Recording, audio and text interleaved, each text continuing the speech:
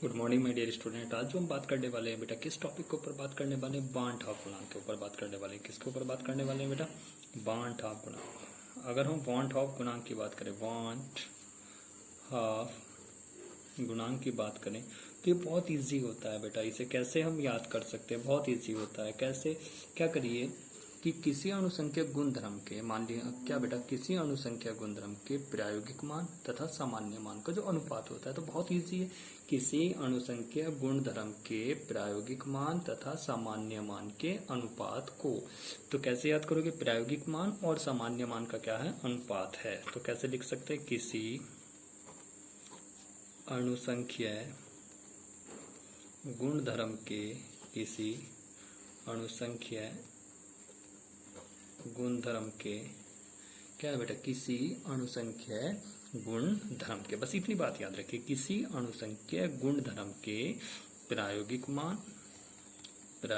मान तथा सामान्य मान के अनुपात को, प्रायोगिक मान तथा सामान्य, प्रायोगिक मान तथा सामान्य मान के अनुपात को, सामान्य मान के अनुपात को क्या कहते हैं बेटा? वांट हाफ गुणांक कहते हैं। वांट हाफ गुणांक कहते हैं। तो कैसे याद कर सकते हैं? बहुत आसान तरीका है। क्या कहते हैं बेटा? किसी अणुसंख्या गुणधर्म के, किसी अणुसंख्या गुणधर्म के प्रायोगिक मान तथा सामान्य मान के अनुपात को क्या कहते हैं बेटा? वांट हाफ गुणांक कहते हैं। और इसे कैसे प्रदर्शित करते हैं? अगर इसे प्रदर्शित करने वाली बात आए तो इसे स्मॉल आई से क्या करते हैं बेटा? प्रदर्शित करते हैं, प्रदर्शित करते हैं। बहुत इजी पॉइंट है। और बेटा इसमें अगर आगे बात करें, क्या बात करें? अगर इसके हम फॉर्मूले की बात करें तो क्या है बेटा? प्रायोगिक मान है। तो कैसे लिख सकते हैं इसको? अणुसंख्या गुणधर्म का प्रायोगिक मान, गुणधर्म का प्रायोगिक मान, नीचे क्या आ जाएगा? अणुसंख्या गुणधर्म का क्या आ जाएगा बेटा? सामान्य मान। अणुसंख्या गुणधर्म का सामान्य मान, गुणधर्म का सामान्य मान, सामान्य मान, तो ये आ जाएगा I इक्वल अणुसंख्या गुणधर्म का प्रायोगिक मान बटे अणुसंख्या गुणधर्म का सामान्य मान। ये क्या हो गया बेटा? आपका वांट हाफ गुणांक हो गया है। कभी कभी क्या होता है कि किसी क्वेश्चन में आपको ये निकालने को भी आ जाता है। कैसे आ जाता है? देखिए, वांट हाफ गुणांक सिर्फ उन्हीं के लिए निकालते हैं जो अपने आयनों में क्या हो जाए? टूट जाए। कैसे? जैसे उसने आपसे क्या कहा? KCl, जैसे उसने क्या कहा? KCl, तो इसको अगर आप तोड़े तो कैसे टूटेगा? K positive plus Cl negative. तो कितने आयन में टूटा है? एक पॉजिटिव यहाँ है, एक नेगेटिव, तो कितने आयन हो गए? 2। तो आई का मान कितना हो गया? 2। तो कहने का मतलब क्या है?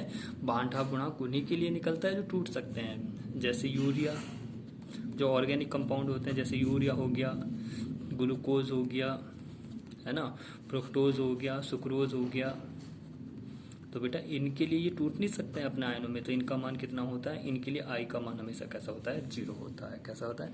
जो अपने आयनों में टूट जाए, जो अपने आयनों में क्या हो जाए? टूट जाए, उनके लिए। जैसे उसने क्या कहा आपसे? BaSO4, तो टूट जाएगा। कितना हो जाएगा बेटा? Ba2 positive plus SO4 2 negative, तो इसके लिए आई का मान कितना हो जाएगा? 4 हो जाएगा। तो कहने का मतलब क्या है कि जो अपने आयनों में टूट जाए, जो अपने आयनों में क्या हो जाए बेटा? टूट जाएगा, उसके लिए। जैसे उसने क्या कहा? MgCl2 कह दिया, तो जितना आयन आ रहा है, तो जैसे Mg2 positive plus 2Cl negative, तो इसके लिए आयनों की संख्या देख लीजिए। तो जितनी आयनों की संख्या आएगी उतना ही क्या हो जाएगा? उसके लिए वांट हाफ गुणांक हो जाएगा। परिभाषा बहुत आसान है। कैसे हो सकती है वांट हाफ गुणांक? किसी अणुसंख्या गुणधर्म के प्रायोगिक मान तथा सामान्य मान के अनुपात को हम क्या कहते हैं? वांट हाफ गुणांक कहते हैं। इससे आगे अगर हम बात करें किसके ऊपर, तो बेटा इससे आगे जो आपका आता है वो आता है क्या? परासरण। क्या आता है बेटा? आपका परासरण की क्रिया आती है। ये बात याद रखिए, परासरण क्या होता है। अगर हम परासरण क्रिया हम बता चुके थे, सॉरी, अब हम जो बात करेंगे किसकी बात करेंगे? विसरण क्रिया की बात करेंगे। किसकी बात करेंगे बेटा? विसरण क्रिया। परासरण में क्या होता था? क्यों बेटा? परासरण क्रिया कैसी थी? बोलो। परासरण में क्या होता था, परासरण में सिर्फ वो होता है जब विलायक के कण, सिर्फ परासरण में क्या होता है, सिर्फ विलायक के कण एक ही दिशा में विसरित होते थे। इसमें क्या होता है, वह प्रक्रिया जिसमें विलय तथा विलायक के कण प्रत्येक दिशा में विसरित होते हैं। कहने का मतलब क्या है कि वह प्रक्रिया जिसमें विलय तथा विलायक, इसमें दोनों आ जाएंगे। परासरण में सिर्फ विलायक आता था, इसमें वह प्रक्रिया जिसमें विलय तथा विलायक, विलय तथा विलायक, विलय तथा विलायक के कण, विलय तथा विलायक के कण प्रत्येक दिशा में, प्रत्येक दिशा में क्या होते हैं बेटा, प्रत्येक दिशा में विसरित होते हैं, प्रत्येक दिशा में विसरित होते हैं। क्या कहलाती है बेटा, विसरण क्रिया कहलाती है। वह प्रक्रिया जिसमें विलय तथा विलायक के कण, दोनों के कण क्या होते हैं, प्रत्येक दिशा में विसरित होते हैं। क्या है बेटा, विसरण क्रिया होती है। और इस क्रिया के लिए अर्धपारगम्य झिल्ली का, इस क्रिया के लिए अर्धपारगम्य झिल्ली का होना आवश्यक नहीं है। अर्धपारगम्य झिल्ली का होना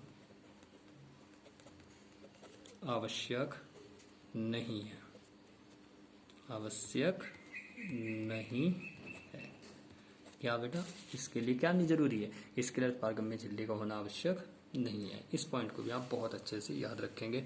और दूसरा पॉइंट इसमें क्या होता था, इसमें हमेशा जो क्या होते हैं बेटा, विलय के कण होते हैं वो अधिक सांद्रण से क्या करते हैं बेटा, कम सांद्रण की ओर गति करते हैं। इस क्या लिख सकते हैं, और इस प्रक्रिया में, इस प्रक्रिया में विलय के कण, विलय के कण कम सांद्रण से, कहा बेटा, कम सांद्रण से क्या करते हैं, कम सांद्रण से नहीं, अधिक सांद्रण से कम सांद्रण की ओर गति करते हैं, अधिक सांद्रण से कम सांद्रण की ओर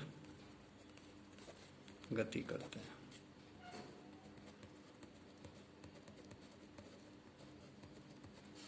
और गति करते हैं।